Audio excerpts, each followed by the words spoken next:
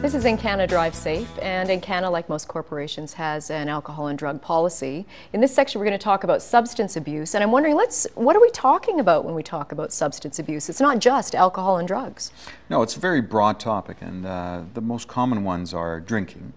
The second one is various drugs, but drugs can be broken down into two big categories. There's the illicit drugs, and then there's prescription drugs as well, and they both contribute to the problem as well. So what happens to the body when, and I mean, it seems, I think we'd all think we know what happens to the body, but what happens, when you're taking alcohol and drugs and operating a motor vehicle? Well, your ability to react is the big one. So your ability to react is decreased in all spheres. We know when we put people in driving simulators, for example, and we just put them through a series of exercises, people will make a certain amount of errors when they're drug-free.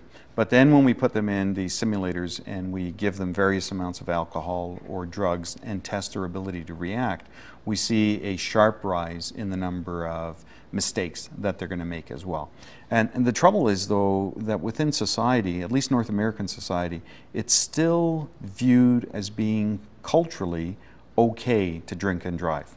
We've really pushed the message to our young generation, and they seem to be making some great strides, but it's still the middle-aged and the senior population that has a problem getting the message. So drinking and driving is a major problem. We know that after 11 o'clock at night, it's estimated that 30% of all drivers on the road are driving legally impaired, and so that doesn't give most of us a lot of comfort if we're driving at night, knowing that 3 out of 10 cars that's passing you is being driven by someone that's impaired. So as a society, we have to really wake up to the fact that this is one of the major contributors to motor vehicle fatalities.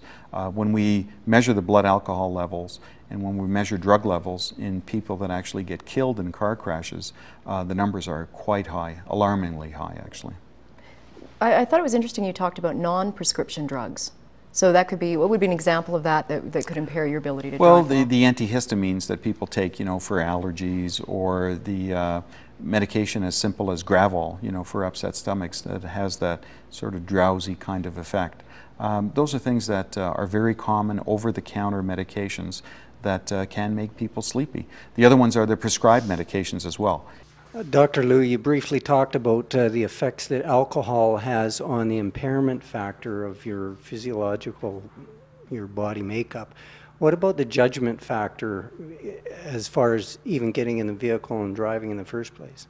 Well, every drunk thinks that they're a great driver. I mean, that's the story that you see all the time at parties, where people that are drinking and that are intoxicated will want to drive because their inhibition has been lowered, their perception of reality has been lowered, and their confidence has been boosted up quite significantly. And we know that in Alberta, for example, you can drive legally impaired, it's estimated, about 2,000 times before you'll be stopped and charged with impaired driving.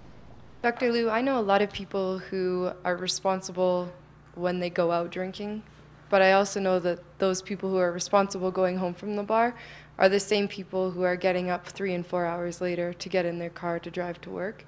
How do we discourage people from doing that? Well, we have to make them aware that when they're getting up in the morning, that if we were to test them for alcohol, for example, we would still find alcohol in them at the level that you can get a 24-hour suspension probably. Most people don't realize that.